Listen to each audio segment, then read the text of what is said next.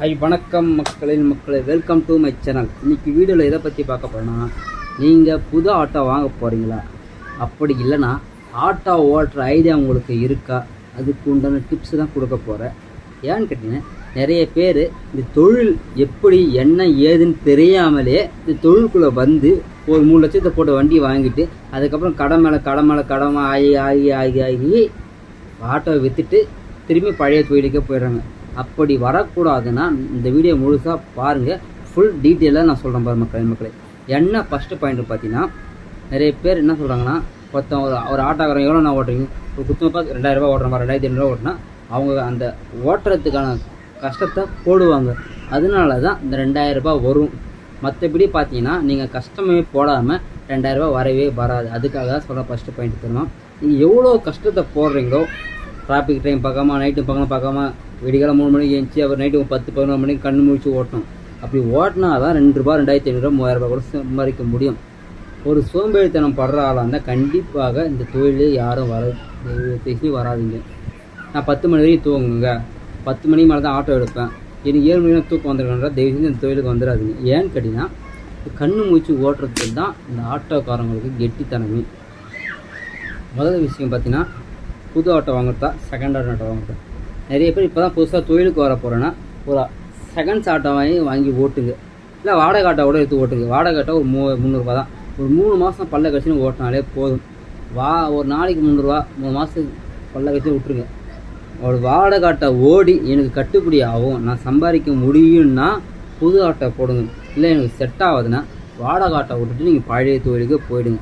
அதுதான் நான் சொல்ல வரதுன்னு. நிறைய பேர் என்ன பண்ணுறாங்கன்னா, எனக்கு எடுத்ததுமே நான் புது ஆட்டோ தான் வாங்குவேன்ட்டு முன்பணம் 20,000 கட்டிட்டு மொத்தமாக பார்த்தா 4 லட்சம் 4.5 லட்சம் டிவியே வந்துடும். வருஷத்துக்கு மாதம் வந்து நான் அதாவது மாதம் 8,000 48 மாதம் போட்டுருவாங்க டிவி கட்டியே வாழ்க்கை போயிடும்.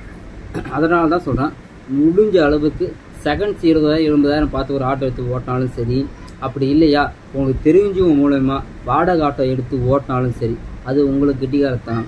இதுலேயே சம்பாதிக்க உங்களுக்கு தெரிஞ்சிடும். ஓட்ட நம்மளை நிறைய நேக்கு போக்கு, அதாவது எங்கே போனால் சவாரி கிடைக்கும், எங்கெந்த சவாரி கிடைக்கும், சென்ட்ரல் போனால் எக்மோர் போகணுமா, அதேமாதிரி எங்கெங்கே போய் நின்று சவாரி கிடைக்கும், எந்தெந்த டைமில் ஓட்டணும், டிராஃபிக் டைமில் அந்த எந்த சந்தில் பூந்து போகணும், எல்லா ரூட்டும் ஒரு மாதம் 2 மாதம் ஓட்டும் போது ஒரு ஆட்டோமேட்டிக்காக தெரிய வந்துடும்.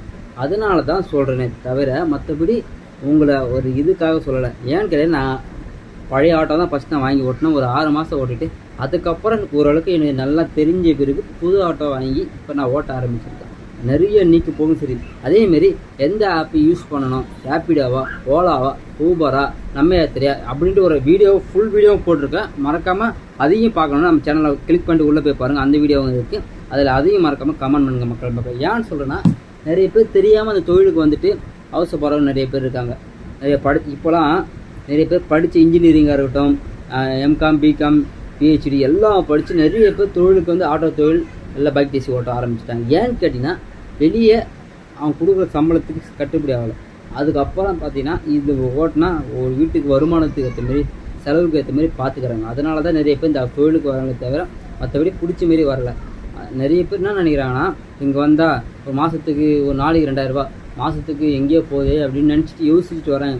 இதிலே வந்து வண்டி கேஸு, அது இல்லாமல் நம்ம டீ செலவு, சாப்பாடு செலவு, மதியம் எல்லா டைமும் வீட்டுக்கு போக முடியாது. அந்த டைமில் சாப்பாடு செலவு, இன்ஜின் ஆயிலு, இன்ஜின் சர்வீஸு, இன்னும் திடீர்னு பஞ்சர் ஆச்சுன்னா பஞ்சரான சர்வீஸு, திடீர்னு ஏன்னா கிளச்சோர் இருந்துச்சு, அது எல்லா மெயின்டெனும் நம்ம பார்க்குறதுக்கான திறமை நம்மகிட்ட இருக்கும். அதாவது ஒரு ஃபால்ட் ஆகுனா கையிலே ஒரு 10,000 ரூபா எனி டைம் இருந்துகிட்டே இருக்கும். அப்போ தான் நம்ம அந்த ஃபால்ட்டு என்னான்ட்டு பார்த்துட்டு சரி பண்ணிட்டு ஓட்ட முடியும். அதுவும் சொல்லியிருக்கேன் மக்கள். ஏன்னா கம்பல்சரி கையில் ஒரு 10 ரூபா 15 ரூபா இருந்துகிட்டே இருக்கணும்.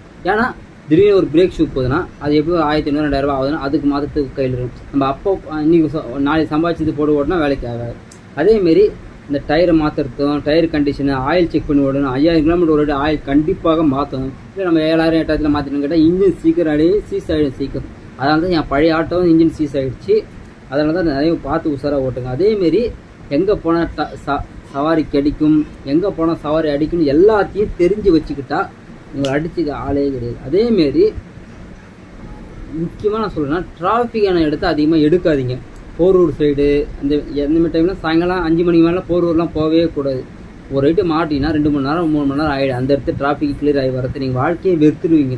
முக்கியமாக அந்த எப்படின்னா ஓப்பனாக சொல்லப்போனால் மெட்ரோ ட்ரெயின் இருக்கிற பக்கமே யாரும் போயிடாதீங்க, உங்கள் வாழ்க்கையை வெறுத்துடுவீங்க மக்கள். அதனால தான் சொல்கிறேன், முடிஞ்ச அளவுக்கு வாடகை வர போகிறீங்க வாடகை ஆட்டோவை எடுத்து ஓட்ட ஆரம்பித்து கற்றுக்குங்க.